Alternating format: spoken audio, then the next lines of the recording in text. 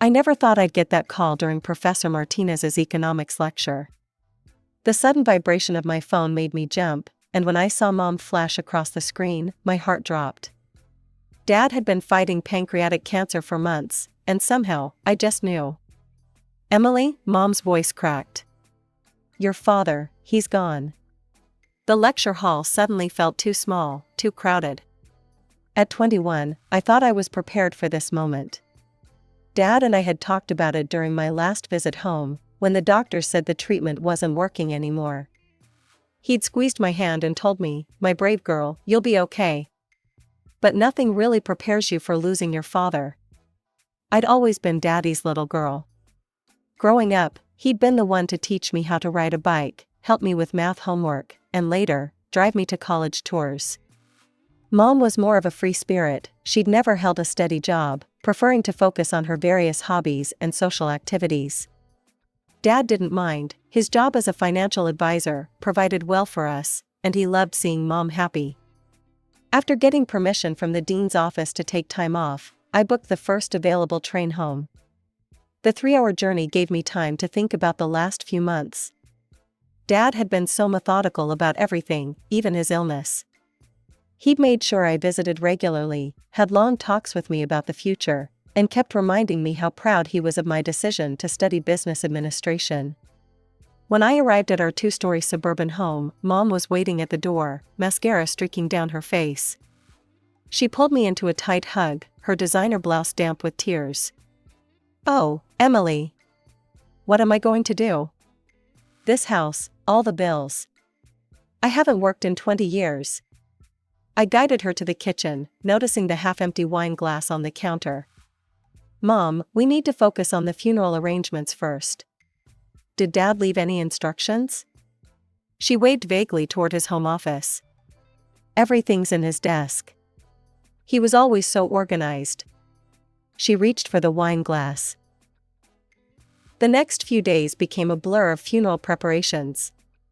Mom seemed unable to handle any decisions, dissolving into tears whenever I asked her opinion about flowers or the service program.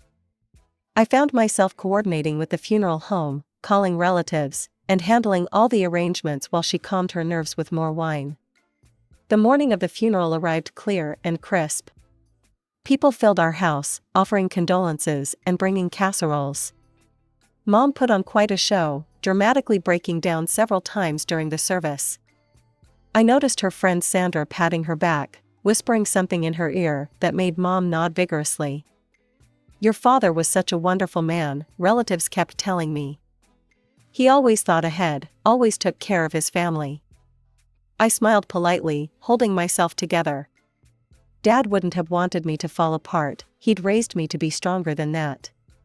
Still, as I watched them lower his casket into the ground, I couldn't help but wonder what changes this loss would bring to our lives.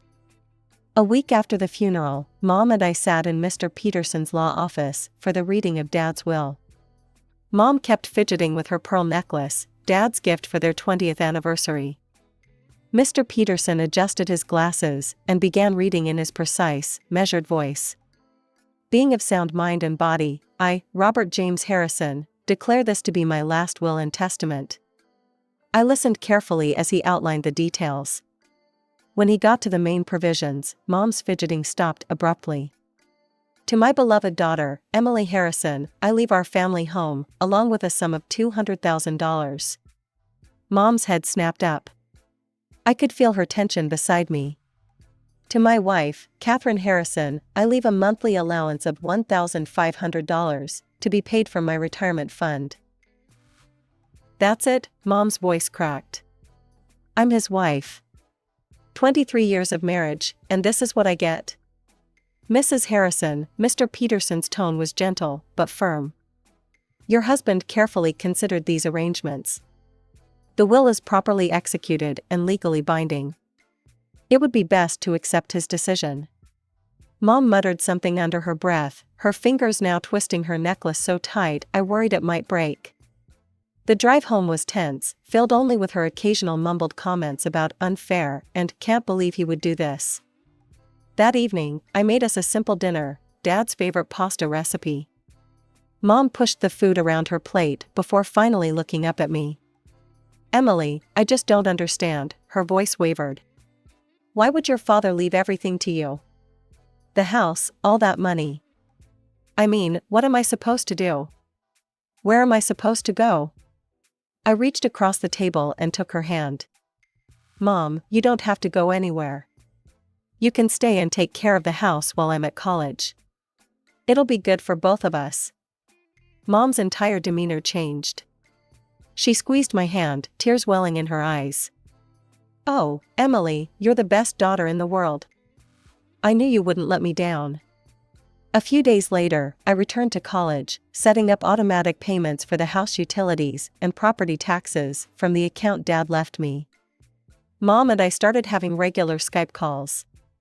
She seemed to be doing better, telling me about the art classes she'd enrolled in to help cope with her grief.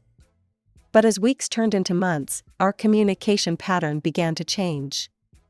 The Skype calls became less frequent, replaced by quick phone conversations that grew shorter each time. Mom always had somewhere to be, or something to do. I told myself it was good that she was keeping busy, that maybe this was her way of healing. December arrived with a dusting of snow and the promise of Christmas in the air. After months of increasingly short phone calls with Mom, I decided to surprise her with an early holiday visit. The train ride home was filled with memories of previous Christmases. From the train station, I took a taxi home, watching familiar streets pass by. I used my key to quietly open the front door, planning to surprise Mom. The house smelled of cinnamon and coffee, at least that hadn't changed. But then I heard laughter coming from the living room. Mom's voice, and a man's? I stepped into the doorway and froze. Mom was sitting on our couch next to a man I'd never seen before. He looked maybe 5 years younger than her, wearing an artsy-looking scarf and holding her hand. They were sitting close, laughing about something, looking completely comfortable with each other. Emily, Mom jumped slightly when she saw me. I wasn't expecting you. Obviously, I said, still standing in the doorway. I thought I'd surprise you for Christmas. You know, since we always spend it together as a family. An awkward silence filled the room. The man stood up, and I noticed he was wearing Dad's slippers. Honey, Mom said, her voice unnaturally high, I'd like you to meet James. She paused, glancing between us. My husband, we got married 3 months ago. I must have misheard. I'm sorry, did you say husband? As in married? Yes, sweetie, we met in my art class, remember, the one I told you about? James is an artist too. We just connected. She was using her explaining to a child voice, the one that always drove me crazy. 3 months ago, I did the math in my head. Mom, Dad's only been gone for 7 months. 8 months, she corrected quickly. And Emily, when you find love again, you just know. I didn't tell you because I didn't want to disturb your studies. You've been so busy with school. I looked around the room, really seeing it for the first time. Dad's favorite reading chair was gone, replaced by some modern-looking piece that didn't match anything else. There were new paintings on the walls, abstract splashes of color that Mom would have hated 6 months ago. And there, on the mantel where Dad's family photos used to be, was a large wedding picture of Mom and this James person. You moved him into my house without asking me? The words came out before I could stop them. Mom's face tightened. Emily, this is my home too. You said so yourself. Right, I took a deep breath, trying to channel Dad's calm approach to difficult situations. Well, I guess we should get to know each other then. James, what do you do for work? He smiled, but it didn't reach his eyes. Oh, you know how it is these days. The economy, the job market. He launched into a story about his last gallery showing, then somehow segued into a funny story about Mom's painting technique, making her giggle like a teenager. I tried again. But what's your current job? His smile faltered slightly. Well, I'm between positions at the moment. Looking for the right opportunity, you know? Something that really speaks to my creative spirit. He's an artist, Emily, Mom jumped in defensively. He can't be confined by some corporate 9-to-5 job. His last boss just couldn't understand his vision. Some people are too conventional to appreciate true creativity. Christmas morning arrived, and I woke up to the sound of clattering dishes downstairs. Following the noise to the kitchen, I found Mom setting out our best china, the set Dad had given her for their 20th anniversary, and arranging far more place settings than usual. "Mom, are we expecting company?" I asked, picking up a coffee mug from the cabinet. She barely looked up from her work. "Oh yes, James's family is coming over for Christmas dinner. They're such lovely people, Emily. You'll see." "What about the Andersons?" I asked. Dad's sister Sarah and her family had spent every Christmas with us for as long as I could remember. "And Uncle Mike and Aunt Jenny?"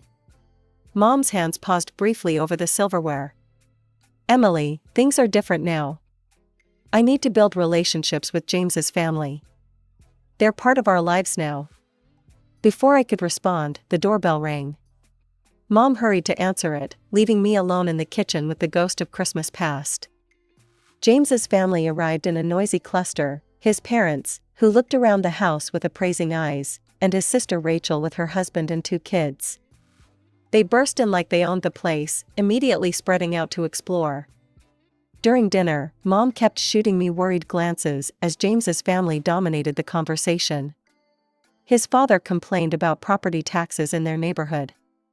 His mother criticized the turkey, suggesting better recipes. I sat there, pushing food around my plate, thinking about previous Christmases filled with warmth and genuine family love. Then Rachel put down her fork and smiled brightly. "You know, this house is in such a perfect location, right near the good school.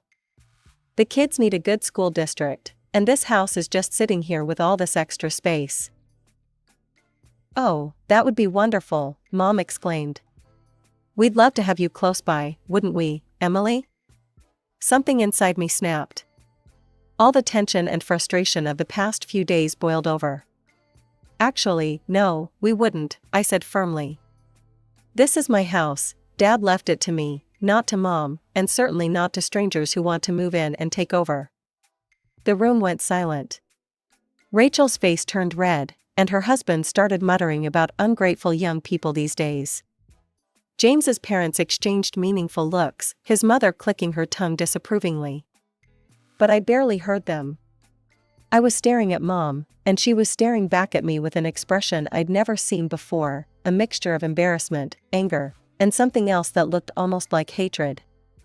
James's family didn't stick around long after my outburst.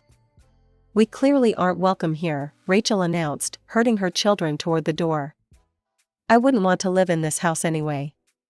Her emphasis on this house made it sound like a curse. As soon as the door closed behind them, Mom exploded. "How could you?" she screamed, her face red with anger. "Do you have any idea what you've done? These are my new family." "No, Mom," I said, staying calm like Dad had taught me. "They're James's family, and they were planning to take over my house like they already owned it." "Your house?" she laughed bitterly. "This was our family home long before your father decided to play favorites in his will." "I did the right thing," I said firmly. "And if you can't see that, then maybe Dad was right about everything after all."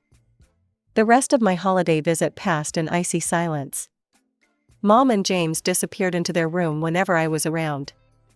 I spent most of my time visiting Dad's family. Aunt Sarah cried when she heard they'd excluded her from Christmas dinner, and Uncle Mike just shook his head sadly and said, "Your father would be heartbroken to see this." When I returned to college, I thought the distance might help heal things. I was wrong. Mom's calls started coming again, but they were different now. She barely asked about my classes or my life. Instead, every conversation turned to money. "James and I are struggling, Emily," she said during one call. "The monthly allowance barely covers anything these days. We need help." "Mom, maybe it's time for both of you to look for jobs," I suggested gently. The line went quiet for a moment. "How dare you?" she finally hissed. "I'm your mother. I raised you. And now you're acting like some cruel, heartless stranger." The call ended with a click. An hour later, my phone buzzed with a message from her, a photo of an empty refrigerator, followed by dramatic text, "When we starve to death, it will be on your conscience." I stared at the message for a long time, remembering how Mom used to guilt-trip Dad the same way when she wanted something. He usually gave in, saying it was easier than fighting. Despite knowing better, I found myself transferring money from Dad's account to hers. It became a pattern, her dramatic pleas, my reluctant transfers, her temporary gratitude, followed by more demands. The next months passed this way, with Mom and James living in my house while I finished college. They didn't attend my graduation ceremony, sending a text about being too busy with some art exhibition. I knew it was because I'd stopped sending extra money the month before, tired of enabling their lifestyle. After graduation, I decided to return home. When I told Mom my plans, her response was lukewarm at best. "Oh, you're moving back?" she said, her voice flat. "Well, I suppose it is your house." The way she emphasized "your house" reminded me of Rachel's tone that Christmas Day. Finding a job didn't take long. Dad's old connections in the financial sector helped me land a position at Anderson & Mills Financial Services. I threw myself into the work, grateful for the distraction from the increasingly tense situation at home. Meanwhile, Mom and James settled into a routine of their own, one that didn't involve working. Mom still received her monthly allowance of $1,500 from Dad's retirement fund, but she spent most of it entertaining James's family. Every weekend brought another artistic gathering or dinner party, with James's relatives sprawled across our living room, drinking wine and critiquing each other's artwork. I started noticing the bills piling up. The utilities had doubled since I'd been away at college. Apparently, creative spirits needed a lot of heat and hot water. The grocery bills were astronomical, thanks to Mom's frequent parties. And somehow, I'd become responsible for all of it. Every time I came home from grocery shopping, half the food would disappear into one of their parties. I'd find empty wine bottles in the recycling bin and hear James's sister Rachel laughing in the kitchen, helping herself to the snacks I'd bought for my work lunches. "Your mother is so generous," I overheard Rachel say one evening. "Unlike some people in this house." The breaking point came after 3 months of this arrangement. I'd just finished paying the property taxes, which Mom had forgotten to mention were due, when she cornered me in the kitchen. "Emily, we need to have a serious conversation." "Actually, Mom, I've been wanting to talk to you too." But she cut me off, her face set in that familiar expression she used to have when demanding something from Dad. "Margaret told me something interesting today. Her daughter Julie works in your department." My stomach dropped. Julie, the office gossip, of course. "She says you're making $4,600 a month," Mom continued, her eyes narrowing. "And yet look how you're treating your family. The bare minimum on groceries. Complaining about every little bill. Making James feel guilty about his art supplies. You're being selfish and greedy, just like your father accused me of being all those years." I stared at her, shocked by the bitterness in her voice. "So here's what's going to happen," she continued, sounding eerily calm. "You're going to give me your entire salary each month. I'll manage the household expenses, and if you behave like a good daughter should, I'll give you back maybe a third, possibly even half, if you start showing proper respect to James and his family." I stood in my kitchen staring at my mother in disbelief. The woman who had packed my school lunches, who had kissed my scraped knees, who had cried in my arms at Dad's funeral, was now demanding my entire salary like some sort of feudal lord. "I'm not giving you my salary," I said firmly. "In fact, maybe it's time both you and James found jobs. I'm tired of supporting you." Her face contorted into an ugly grimace. "Your father left you more money than you deserve.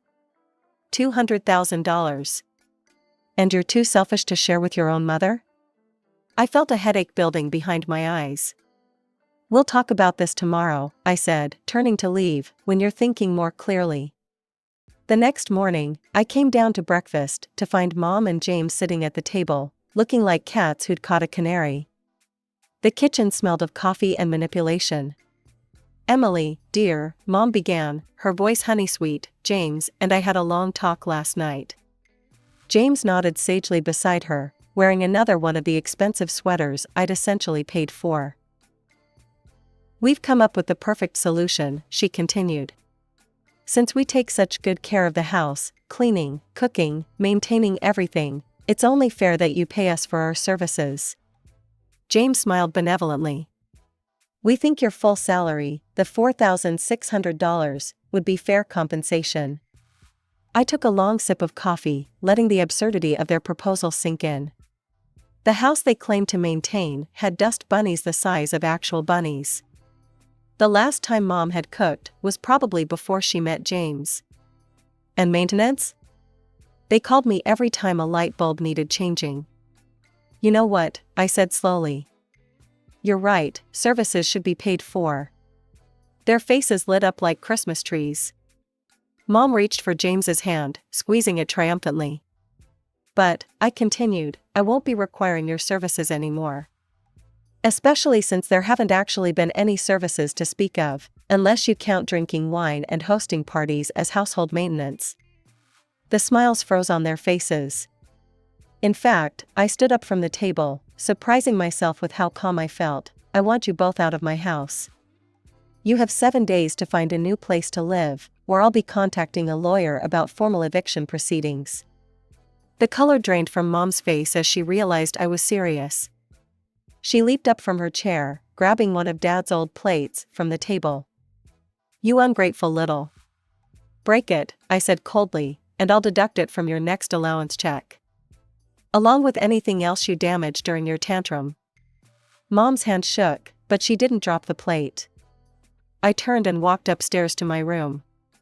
Behind me, I could hear Mom's screams turning to sobs, James's attempts at consolation, the sound of things being knocked around in the kitchen.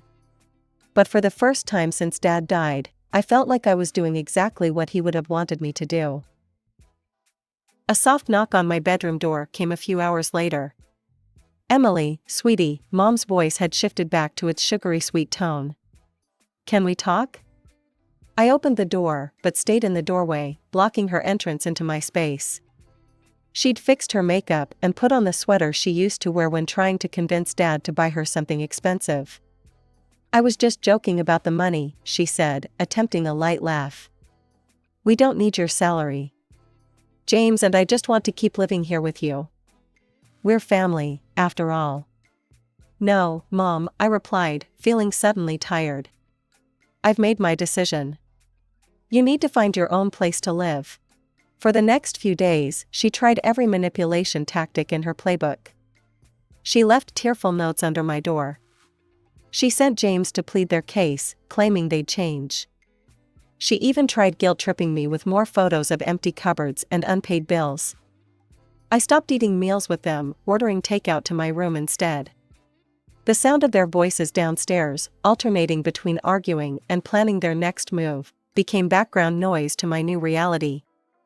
A week later, I came home from work to find them packing. Mom was dramatically throwing things into boxes, making sure I could hear every item hit the cardboard. I hope you're happy, she spat when she saw me. Throwing your own mother out on the street. James stood behind her, arms crossed. Some daughter you turned out to be. They left that evening in a flurry of curse words and slammed doors.